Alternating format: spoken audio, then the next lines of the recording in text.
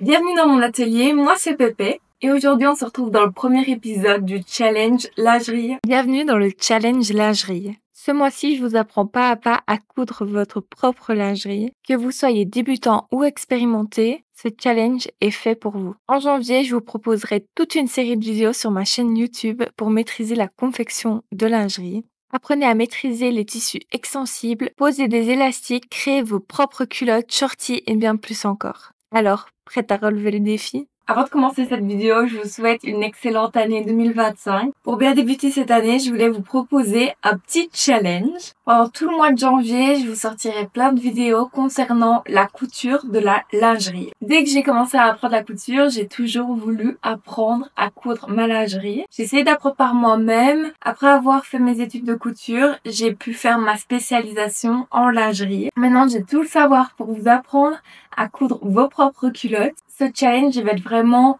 focus culotte. On fera peut-être les hauts une autre fois. Pour ce challenge, il y aura des vidéos techniques et des vidéos tuto avec patron. Je peux vous montrer déjà quelques modèles en secret en avance. On a le tanga, super beau, la culotte haute, le string, le shorty et je vous garde le reste en surprise pour la suite.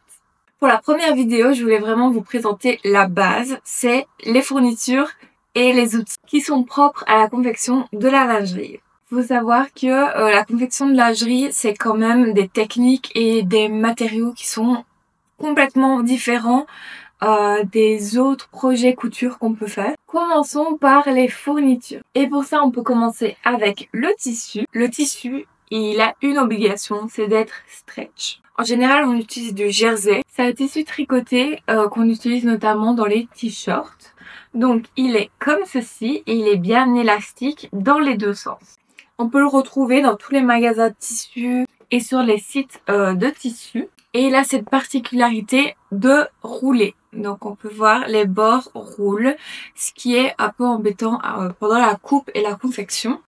Il existe différentes compositions pour le jersey. Par contre, le gousset, donc la petite partie, il faut absolument qu'elle soit en jersey de coton. Ça peut être jersey de coton élastane, mais ça doit être jersey de coton, pas en polyester, ni en viscose. Quand on va sur un site internet qui vend du tissu, on peut aller dans la section tissu et là, on clique sur jersey. Souvent, c'est maille jersey, jersey. Là, on retrouve les différents types de jersey, mais vous pouvez voir qu'en général, il y en a énormément pour tous les goûts, avec des motifs unis, avec des détails un peu spécifiques qui sont vraiment sympas, mais ils sont tous différents. Donc, ils conviennent plus ou moins tous, mais ils vont avoir quelques différences. Prenons par exemple celui-ci. On peut voir qu'il est 100% coton. Donc ça, c'est super. On se retrouve avec une fibre naturelle et en plus Ecotex. Le site aussi nous montre le taux d'élasticité dans les deux sens, donc ça c'est vraiment chouette à savoir. Et on peut voir aussi le grammage, donc le poids, l'épaisseur du tissu. Mais les tissus 100% coton sont quand même rares. Souvent, il y a de l'élastane. Voyons ceux-là. Alors, ils sont certifiés aussi Ecotex. Par contre, ils ont de l'élastane. Donc, c'est une fibre qui va rendre le tissu encore plus élastique. Donc, on peut voir qu'il y a 4%. Souvent, c'est entre 4 et 5%. Et alors, on voit que le taux d'élasticité, il est beaucoup plus grand que l'autre. Donc, plus de confort. Concernant le jersey de viscose, il y a aussi tout plein de choix. La matière est quand même beaucoup plus douce que les deux autres. On peut voir que dans sa composition, il y a aussi de l'élastane. Et lui aussi a le label Ecotex.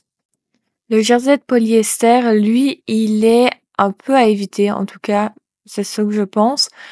C'est de moins bonne qualité et au niveau hygiène, c'est un peu moins ça.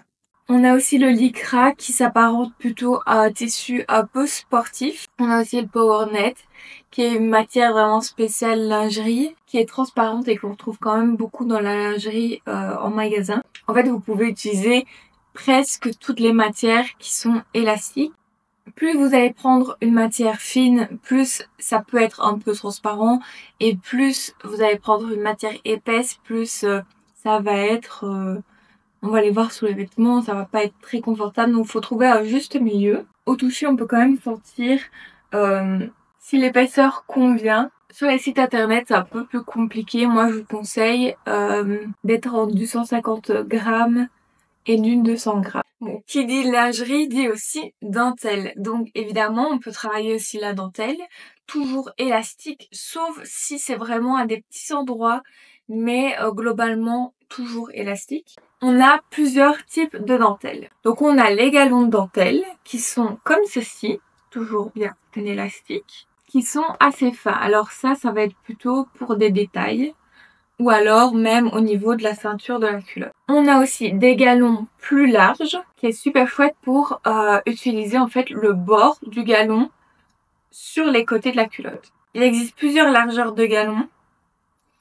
Plus elle est large, plus on va pouvoir s'amuser à faire des choses, plus elle est étroite, plus on va être limité pour faire des choses. Et alors, on a la dentelle au mètre, qui est vraiment comme un tissu et qui est bien élastique. Et celle-ci, on va l'utiliser comme si c'était un tissu jersey. Pendant tout le début du programme, j'ai vraiment travaillé avec le jersey. Donc, je vous conseille de travailler d'abord avec le jersey et quand vous vous sentirez beaucoup plus à l'aise, alors passer à d'autres tissus. Et en fin de programme, je vous montrerai comment utiliser la dentelle sur chaque modèle. Ensuite, pour faire une culotte, on a le tissu, mais aussi on a les élastiques. Ça, c'est vraiment la base de la lingerie. Il existe toutes sortes d'élastiques et de toutes les couleurs. On a l'élastique à picot qui se présente comme ceci. Et quand il est cousu, il s'apparente comme ceci. Il est assez facile à mettre. Je conseille vraiment pour débuter. Il est vraiment chouette. Ensuite, on a l'élastique cavalier. En fait, c'est un biais élastique, donc il s'ouvre vraiment comme un biais, comme ceci. Sauf que sur le côté, il y a des picots. Voilà le rendu final, qui est aussi beau sur l'endroit que sur l'envers. Pour ma part, je trouve qu'il est légèrement plus compliqué à poser, mais en soi, ça reste totalement accessible aux débutants. Et je trouve que la finition est plus belle. On a ensuite le biais élastique, qui est vraiment un biais qui se referme comme ceci, mais qui est élastique. Alors, celui-là, on peut voir qu'il fait une finition très fine, très simple, et il est super, par exemple, pour le string, pour faire les espèces de bretelles. Et aussi le string ficelle. Au niveau du rendu, c'est vraiment le plus simple et il est aussi facile à poser que le cavalier. Et pour finir, on a l'élastique caleçon, vraiment tout simple, qui se pose assez facilement. En général, l'élastique à picot et cavalier, on le retrouve facilement en mercerie, en boutique. L'élastique caleçon aussi, il me semble. Moi, j'ai l'habitude de commander tous mes élastiques sur les sites internet. Donc je vous conseille Rascol, mais je suis sûre qu'il y en a plein d'autres. Voilà, Rascol, c'est là où je commande tout. C'est une bonne qualité, ça arrive vite et ils ont pas mal de choix. Une dernière chose que j'aime bien mettre sur mes culottes, du coup je le mets dans les fournitures, mais évidemment c'est pas obligatoire. Mais si vous voulez faire le modèle du string, je vous le conseille fortement. C'est les petits anneaux comme ça, dorés de lingerie, qui sont normalement utilisés pour les bretelles de soutien-gorge. Alors pour le fil, il faut du fil 100% polyester. Il faut pas du coton parce que ça pète, donc du polyester parce que c'est solide. Et c'est souvent les bobines de fil qu'on utilise en général en couture. Utilisez du fil de bonne qualité. Gutermann, c'est toujours la meilleure marque, mais voyez par rapport à ce que vous utilisez d'habitude. Il n'y a pas spécialement de fil très spécifique à la lingerie. C'est en général du fil de bonne qualité, 100% polyester. Donc pour le moment, on a vraiment les bases du matériel pour la lingerie. Donc les élastiques, le tissu, c'est tout ce qu'il faut en soi pour faire une culotte. Concernant la quantité de chaque fourniture, à la grosse louche, c'est vraiment à titre indicatif, il faudrait 2 mètres d'élastique par culotte. Et avec une longueur de 50 cm de tissu, vous pouvez faire 3 culottes. Après, ça dépend des tailles, de modèles. Mais voilà, à la grosse louche. Ensuite, continuons avec tout ce qui est outils. Alors évidemment, je vais pas répéter tous les outils de la couture en général.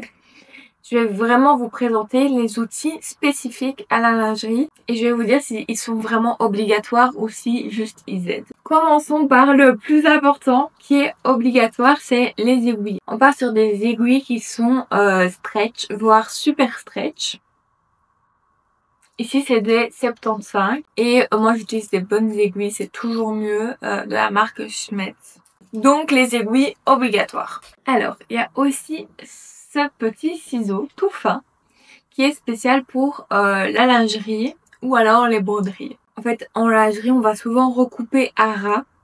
Ça arrive quand même assez souvent et on doit être vraiment très précis. Donc, je vous conseille d'investir dans un petit ciseau. Il y a aussi des ciseaux avec un petit bec comme ça. Je crois que ça s'appelle les ciseaux pélicans qui sont pas mal aussi, mais je n'en ai pas. Donc voilà, une petite paire de ciseaux, toujours mieux.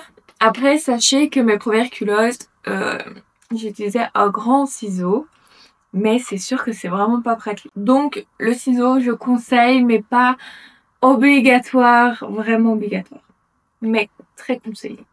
Ensuite, pour couper le tissu, je vous conseille cutter rotatif. C'est beaucoup plus simple pour couper. Il va avec le tapis de découpe. Ça va vraiment faciliter vos découpes parce que le tissu stretch, c'est un peu plus difficile à manipuler. Mais en soi, c'est pas du tout obligatoire, surtout que c'est quand même un budget. Évidemment, vous pouvez couper toutes vos culottes avec des ciseaux de couture classique, mais c'est sûr que je vous conseille le duo cutter rotatif et tapis de coupe. Concernant les machines, il vous faut une machine de couture familiale classique.